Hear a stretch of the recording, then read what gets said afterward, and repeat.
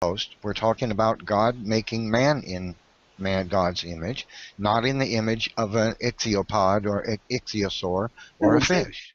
I didn't say that. I asked, you said the image of God. They didn't come into being from a chimpanzee relative.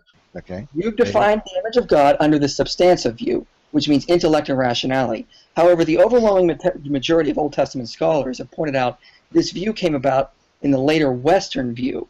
It's an image of God that is incompatible with Scripture, because if that's the case, anything that is intellectual or rational must be the image of God, which would include the angels. That's irrelevant. Old Testament scholars define the image of God as something of either being, it's nothing to do with rationality, it's election. It's the idea that we are called for a specific purpose. So in Christianity, in the New Covenant, the image of God is to confirm God is called for a specific purpose?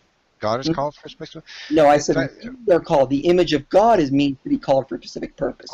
This is all irrelevant. You're dragging this off into something else because you're attempting to ignore this passage here, Genesis 1:27. So God created man in his own image. In the image of God, he created them, male and female. Created he them. Okay. Now let's go back to Matthew.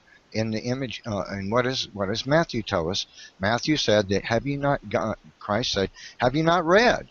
What have you not read? Well, here's what you've read. You've read Genesis 1:27, have you not? Okay, this is what Jesus is telling us. Well, have you not read that he who made them in the beginning made them male and female? Where's the first statement in the scriptures that refer to that? It's Genesis 1:27. So God created man in his own image. In the image of God, he created them. Male and female created he them. Are you going to let me reply without interrupting me this time? It can't be distorted, friend. Are you going to let me reply without interrupting me this time? You're free to reply. You're free to reply.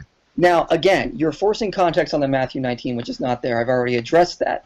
Going back to the image of God, you define the image of God as being rational, having the ability to love. Irrelevant. I'm not going to discuss. I'm not done. I'm not done. You said you would let me talk without interrupting. Thank you.